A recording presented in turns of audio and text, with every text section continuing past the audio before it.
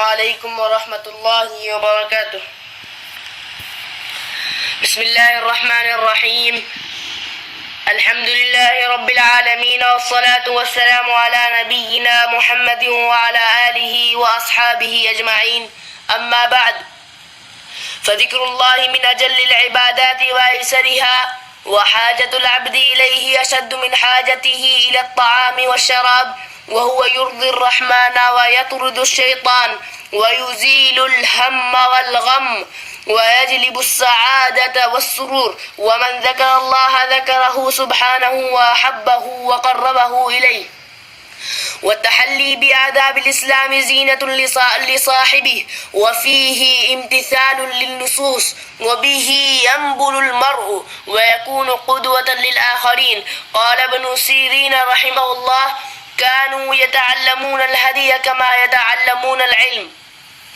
ولأهمية الأذكار والآداب جمعت فيهما أحاديث توخيت فيها الصحة، واجتهدت في تبويبها وترتيبها، وبينت غريبها، وقسمته إلى قسمين: قسم للأذكار وقسم للآداب، وصدرته بفضائل وسميته الأذكار والآداب.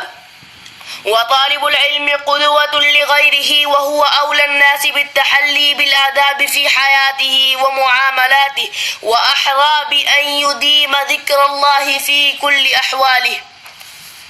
لذا جعلت هذا المتن مستوى تمهيديا بين يدي المستويات الستة من متون طالب العلم، ليكون عونا للطالب على مبتغاه. أسأل الله أن ينفع به ويجعله ذخرا لنا يوم القيامة. وصلى الله وسلم على نبينا محمد وعلى آله وصحبه أجمعين.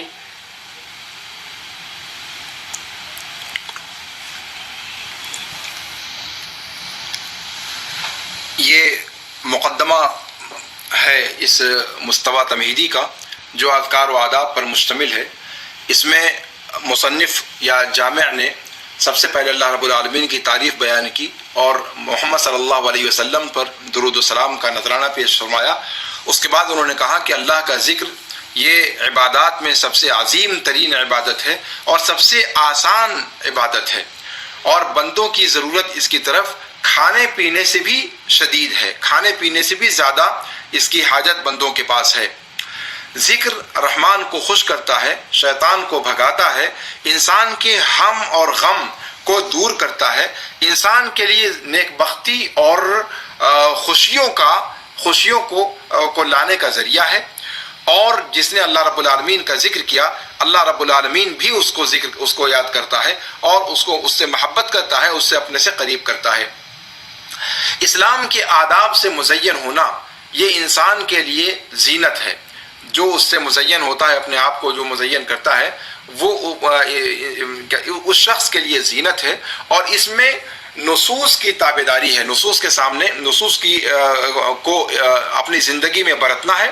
اسی کے ذریعے سے انسان خوشبختی کو پاتا ہے اور دوسروں کے لیے نمونہ بنتا ہے. ابن سیرین رحمہ اللہ کا قول ہے کہ لوگ اللہ کے رسول صلی اللہ علیہ وسلم کے زمانے میں اخلاق کی تعلیمات بھی حاصل کرتے تھے جیسے علم کو حاصل کرتے تھے. یعنی علم اور تربیت، تزکیہ کا جو پہلو ہے، یہ دونوں چیزیں صحابہ کرام اللہ کے رسول صلی اللہ علیہ وسلم سے حاصل کرتے تھے. کہتے ہیں کہ اذکار اور آداب کی اہمیت کو دیکھتے ہوئے میں نے ان دونوں کے تعلق سے جو احادیث وارد ہیں ان کو جمع کیا اور اس میں ان احادیث میں سے صحیح احادیثوں کا قصد کیا اور پوری کوشش کی کہ اس کو مختلف ابواب کے تحت مرتب انداز میں اس کے مشکل الفاظ کی شرح کرتے ہوئے بیان کروں. اس کو میں نے دو قسموں میں تقسیم کیا ہے. پہلی قسم اذکار پر مشتمل ہے، دوسری قسم آداب پر مشتمل ہے. اور ان دونوں قسموں کا آغاز میں نے فضائل سے کیا ہے، یعنی اذکار کے فضائل کیا ہیں ان سے میں نے کتاب کا آغاز کیا ہے. اور کتاب کا نام میں نے رکھا ہے اذکار و آداب. اذکار ذکر کی جمع اور آداب ادب کی جمع، یعنی زندگی گزارنے کے آداب، سلیقے.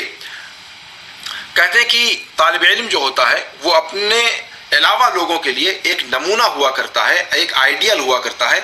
اور وہ لوگوں میں سب سے زیادہ اس بات کا مستحق ہے کہ وہ آداب سے مزین ہوں اپنی زندگی میں، اپنے معاملات میں، اور زیادہ اس بات کے لائق ہے کہ وہ اللہ رب العالمین کے ذکر کو برابر کرے اپنے تمام حالات میں۔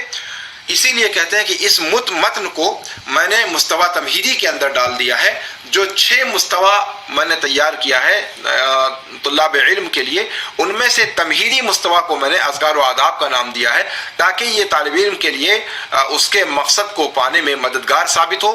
اللہ رب العالمین سے میں سوال کرتا ہوں کہ اس کے ذریعے سے اس کو نفع بخش بنائے اور اسے ذخیرہ آخرت بنائے قیامت کے لیے ہمارے لیے۔ اور اللہ کے رسول صلی اللہ علیہ وسلم پر پھر درود و سلام کے بعد گفتگو کا مقدمے کا اختتام کیا دکتور عبد المحسن القاسم حفظہ اللہ نے۔